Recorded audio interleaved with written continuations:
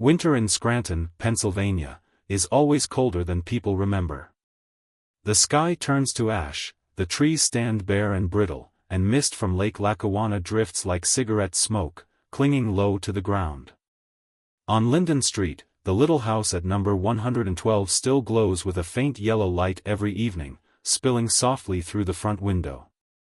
Inside, the 5 Kowalski siblings, grown now, more or less, still gather every Saturday night, setting the table, waiting. It's a habit. A way of keeping things from falling apart completely. No one quite remembers why they started this ritual. They just know that, 14 years ago, something left this house, and never came back. Outside, the wind keeps blowing in from the lake. Cold, sharp, and quiet as a reminder. Tonight, like every Saturday night, they wait. But what they don't know, is that tonight will be different. Scranton was settling into another ordinary Saturday night. Winter had just begun to bite, the last streaks of daylight fading behind the line of old oak trees, leaving the streets dark and still. Out on Lake Lackawanna, a thick fog clung low over the water, black and unmoving, reflecting faint specks of light from the far shore. At the little house on 112 Linden Street, the dining room window glowed with warm yellow light, a fragile beacon against the cold of this industrial town. The kitchen smelled of garlic bread and butter melting in the oven. On the table, the lasagna was ready, plates and cutlery neatly arranged, glasses filled with ice water now slowly sweating. David Kowalski sat silently by the window, in his wheelchair. His eyes stared outward, fixed on something far beyond the yard, something only he could see. The lines in his face were deep, a man who had once been strong now reduced to stillness, waiting. Emily, 19, gently draped the blanket back over his lap, wordless. She'd done this 100 times before. In the living room, Ryan, the youngest at 15, sprawled on the sofa, lazily flipping channels between basketball highlights. Laura, 23, passed through, hair tied back tightly, adjusting each fork and napkin on the table, shooting him a quiet look. "Turn it down," she murmured. "Dinner soon." Ryan muttered under his breath but did as he was told. In the kitchen, Michael, 25, checked his phone and looked up. Daniel said 6, he reported flatly. He should be here soon. So far, everything felt like every other Saturday night. This family ritual had become their way of holding it all together, gathering, eating, pretending things were still normal. Pretending, somehow, that someone would still walk through that door, bags in hand, smiling like she used to say, "Mom's home." But she hadn't walked through that door in 14 years. The lasagna cooled. The family sat ready, waiting. 6:10. 6:20. 6:30. The only sound was the faint ticking of the clock on the wall. Finally, the low rumble of a car outside. Headlights swept briefly across the dining room window as everyone looked up. The front door swung open. Daniel stepped inside, his shirt rumpled, tie loose, hair damp like he'd been running through rain. His face was pale, and his hand clutched his phone so tightly it trembled. He stood there in the doorway, and the warm kitchen seemed to grow colder. Emily froze. Michael frowned. Laura stopped mid-step. David finally looked away from the window. Daniel drew in a long breath. His voice cracked a little, but it was steady enough for everyone to hear. "They just called me. The police." His eyes moved over each of them, landing on his father, then back at his siblings. And then he said it, slowly, as if he himself didn't yet believe it. "They found Mom's car. In Lake Lackawanna." The kitchen fell completely silent. The air in the kitchen grew heavy, like a damp blanket draped over the table. After Daniel spoke, no one said a word. The only movement came from the faint steam still rising from the cooling lasagna, and the quiet drip of melting ice falling into half-empty glasses. All eyes seemed to drift to Daniel's phone lying on the table in front of him, its screen still faintly lit, displaying the last call, Scranton Police Department. Emily leaned back against the wall, her hands clasped tightly in front of her, her dark hair falling forward to partly hide her glistening eyes. Michael rested his elbows on the table, fingers intertwined as if in prayer, though his thumbs fidgeted against each other. Laura stood beside her chair, gaze fixed on her plate, her face frozen and unreadable, as though locking her emotions behind a glass pane. Even Ryan, the youngest, had stopped fidgeting. He perched on the edge of his chair, feet lightly swinging, staring blankly at the tablecloth. David stayed turned toward the window. His aged eyes seemed to peer beyond the darkness of the front yard, into something only he could see. He didn't speak, didn't move. But his slow breath and the way his shoulders sagged said enough. The family sat and ate in silence, clinging to this ritual as though it was the only thing keeping them upright. Forks scraped over congealed cheese, knives sank through noodles stiffened at the edges, glasses were lifted, drained, and set down again. No one looked at each other. No one needed to say it out loud. After tonight, nothing would be the same. When the meal was done, Emily quietly cleared the plates, stacking them in the sink, the faint clink of ceramic filling the strained quiet. Laura helped David into his coat, then slipped behind the wheelchair to guide him toward the door. Michael and Ryan gathered coats, medication, and bags, their movements brisk, mechanical, like they just wanted to keep their hands busy. Outside, the first flakes of snow began to fall, settling on the damp sidewalk in fragile, uneven patches. The family's aging SUV stood parked at the curb, its windshield already fogged with a thin sheen of frost. Daniel stepped out onto the porch and paused, just for a second, turning to look back at the house. The dining room window still glowed warm and yellow, the table inside littered with abandoned plates. The faint smell of garlic and butter still lingered in the cold Scranton air, mingling with the sharp scent of winter. He dropped his gaze, tightened his grip around the car keys, and moved quickly toward the vehicle. The SUV shuddered as the engine roared to life. Headlights swept across the empty street, and the Kowalski family pulled away from Linden Street, swallowed by the dark. The wet, quiet road stretched ahead of them, winding toward Lake Lackawanna, where answers had been waiting, buried in black water, for 14 long years. The road from Linden Street to Lake Lackawanna felt darker than they remembered. Streetlights grew sparse, small yellow bulbs flickering weakly against the cold wind, barely cutting through the mist curling along the edges of the asphalt. Beyond the windows, frozen field stretched out in silence, broken only by gnarled oak branches reaching up into the deep violet sky like blackened hands. Inside the car, no one spoke. The radio stayed off, and conversation never came.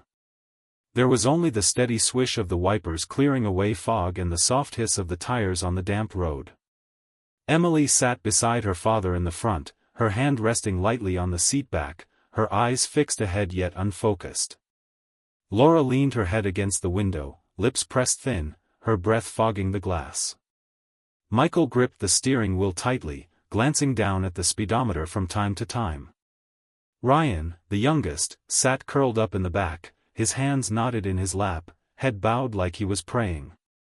Daniel sat at the far end of the bench, eyes locked on the darkness ahead, hands clenched in his lap until his knuckles whitened. Every stretch of road felt longer than it should have, as though the lake were retreating farther with each passing mile.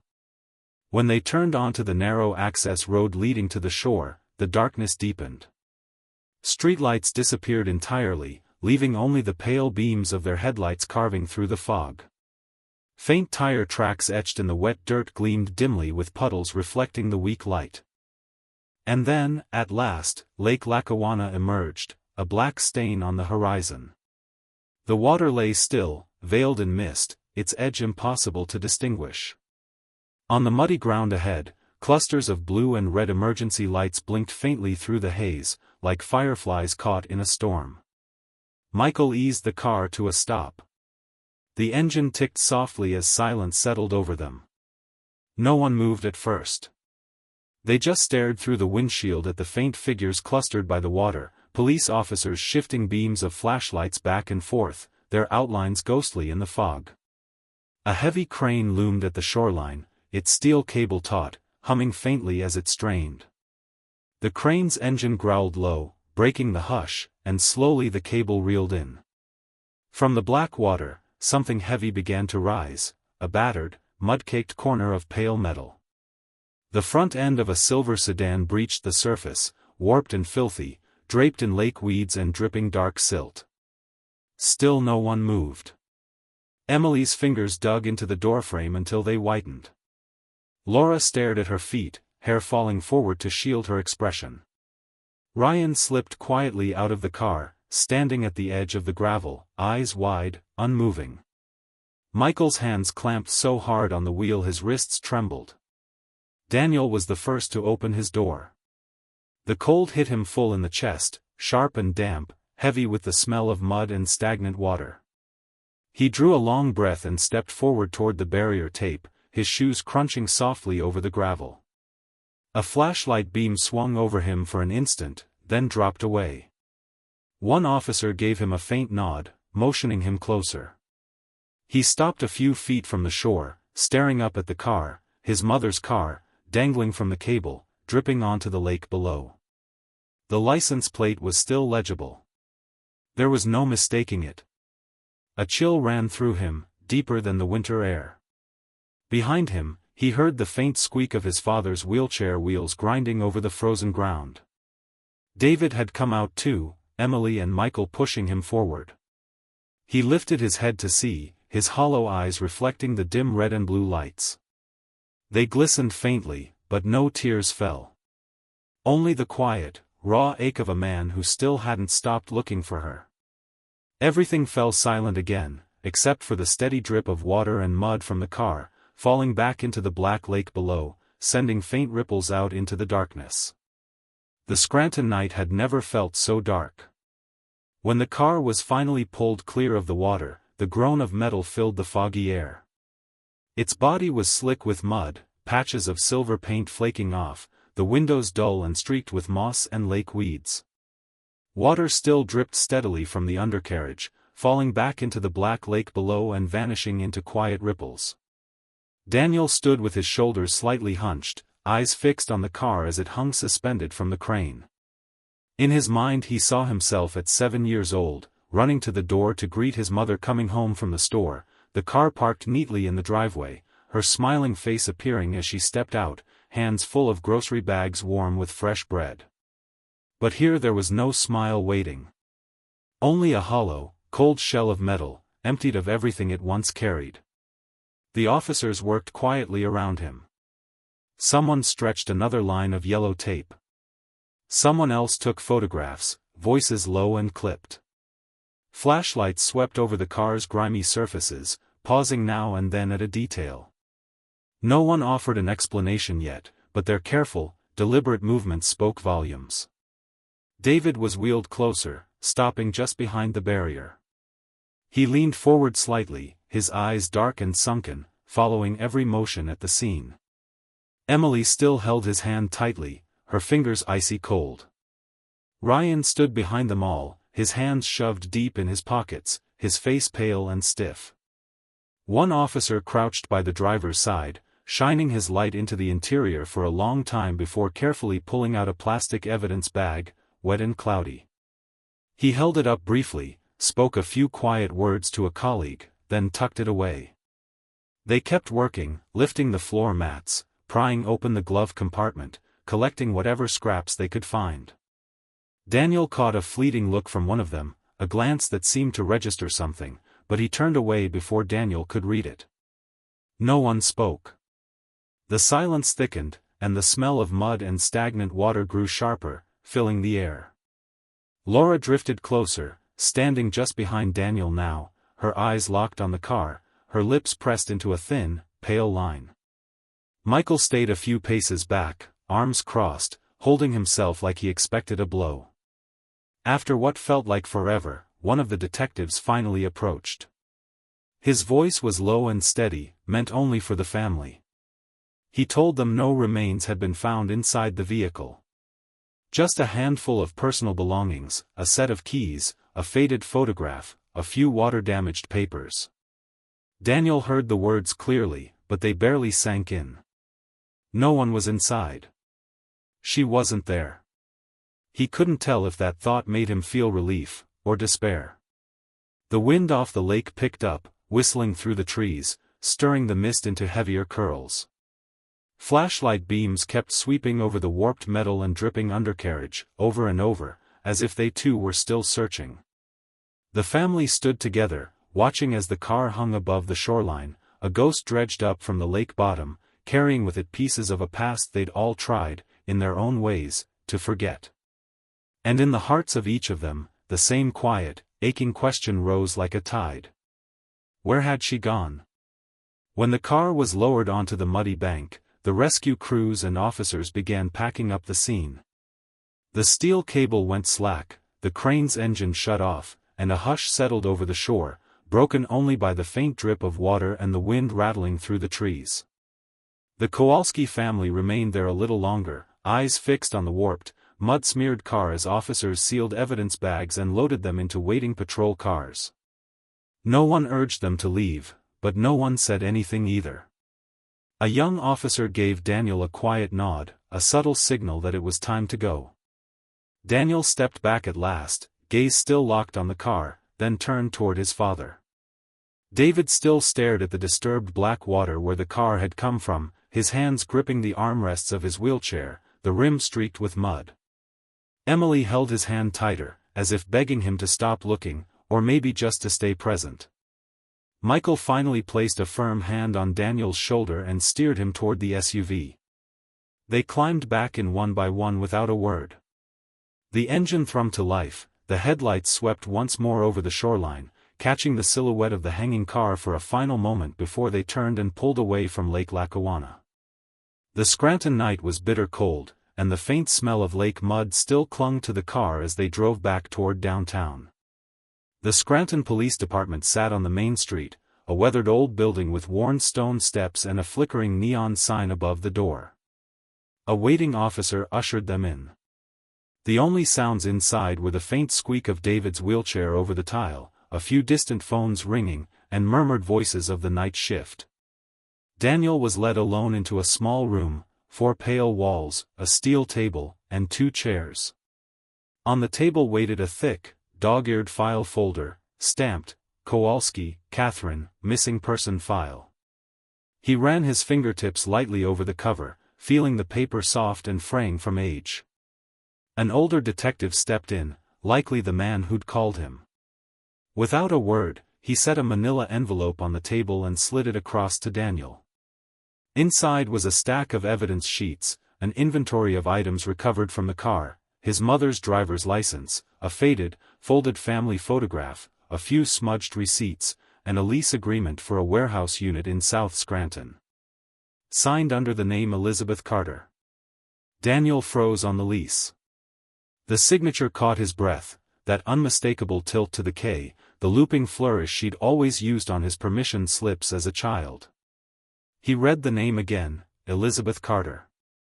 Then the address, a row of cold storage warehouses on the city's southern industrial edge. His heart pounded harder. He lowered the page, trying to steady his breath, but a chill ran through him all the same. A fake name. A real signature. The detective tapped his pen lightly on the folder, his voice slow and even, reminding Daniel that the missing persons case had been closed for years. They could only reopen it if there was clear evidence she was still alive. If. Daniel said nothing. He carefully closed the folder, placed the envelope back on the table, and rose to his feet. His expression was distant but steadier now, his steps more deliberate as he left the room. Outside in the narrow hallway, the air felt colder, the light harsher. But to Daniel, it felt like walking toward something, like walking down a path where stones were finally being lifted from the lakebed, one by one. And somewhere out there, he knew, his mother was still waiting. Morning broke over Scranton in a muted haze, weak sunlight barely filtering through layers of ashen clouds. A thin crust of snow clung to rooftops, curbs, and the worn stone steps of the police station. The air cut sharp, but Daniel hardly noticed any more. He'd left his apartment before dawn, the envelope of documents tucked firmly under his arm. One thought filled his mind, the address on the lease. The South Industrial District of Scranton lay only 10 minutes from downtown, yet it felt like a different world. Narrow streets were coated in grime and dirty ice, lined with rows of decrepit warehouses hugging the railroad tracks. Many had been abandoned for years, their windows shattered, barbed wire sagging on the fences. Faded wooden signs clung crookedly to cracked brick walls, for lease, the paint so faint it was almost unreadable. He parked at the end of one such row, in front of a steel door marked with a faded silver number, 47. On paper, this was the unit Elizabeth Carter, or rather, his mother, had once rented. The wind hissed through the empty lot. The world seemed too quiet, broken only by the long, mournful wail of a distant train. Daniel stepped out of the car, pulling his coat tight around him, his eyes fixed on the dull metallic door ahead. The door was shut tight, giving no hint of life. No trucks, no sound, no movement. He moved closer, pressing his palm against the icy steel, feeling the deep scratches scored into it like scars. The padlock glinting at chest height looked newer than anything else, freshly replaced. He lingered there, staring at it, then glanced down and noticed a scrap of paper half buried in the thin snow. He picked it up, a crumpled delivery slip, damp and smudged, but one name still stood out in bold letters, Doss Freight Services. His throat tightened. That name was familiar. Doss, the same name that had come up in the police file, tied to shady dealings all over Scranton. Daniel dropped the paper back onto the ground and stepped back, drawing a slow, steady breath. Then he returned to his car. But he didn't leave. He stayed there, engine off, watching through the windshield, waiting for even the smallest sign of life. Minutes passed. Then more. Time stretched heavy and slow. Finally, at 10 minutes to 10, movement. A black pickup truck pulled into the lot from a side road, crawling to a stop. A tall man climbed out, his shoulders broad under a brown military-style jacket, the brim of his cap pulled low to hide his face. He walked directly to the warehouse, fished a key from his pocket, unlocked the gleaming padlock, and slipped inside. Daniel didn't move. His heartbeat quickened, heavy and insistent, thudding in his chest like a hammer. He rolled down his window, taking in the smell of iron, mud, and snow mingled on the wind. And he knew, beyond that door, were the answers. They might not be easy. They might not be what he wanted. But he couldn't turn back now. His fingers tightened around the wheel, his gaze hardening as he turned the key in the ignition, headlights flaring toward the steel door. Somewhere in the shadows of Scranton, the gears of truth were finally beginning to turn. The lot outside the cold warehouse stayed still after the steel door slammed shut, swallowing the man's shadow. Daniel sat in the car a moment longer, listening to his own engine hum softly, then killed it. He stepped out, carrying nothing but the slim folder tucked under his arm. The wind cut across his face like a thin blade. Morning light had dulled further, the clouds above thickening into a heavy, gray ceiling that pressed down over the industrial district. The door was closed again, the padlock gleaming in place, but Daniel had seen it open. He walked forward, his hand grazing the icy metal, feeling the cold bite into his skin. He pushed gently, the door creaked, giving way with a hollow groan, releasing a rush of frigid air that smelled of dust and something harder to name. He stepped inside, letting the door swing shut behind him. It was dark and cavernous, a long hollow space lit only by a few flickering fluorescent tubes far in the back.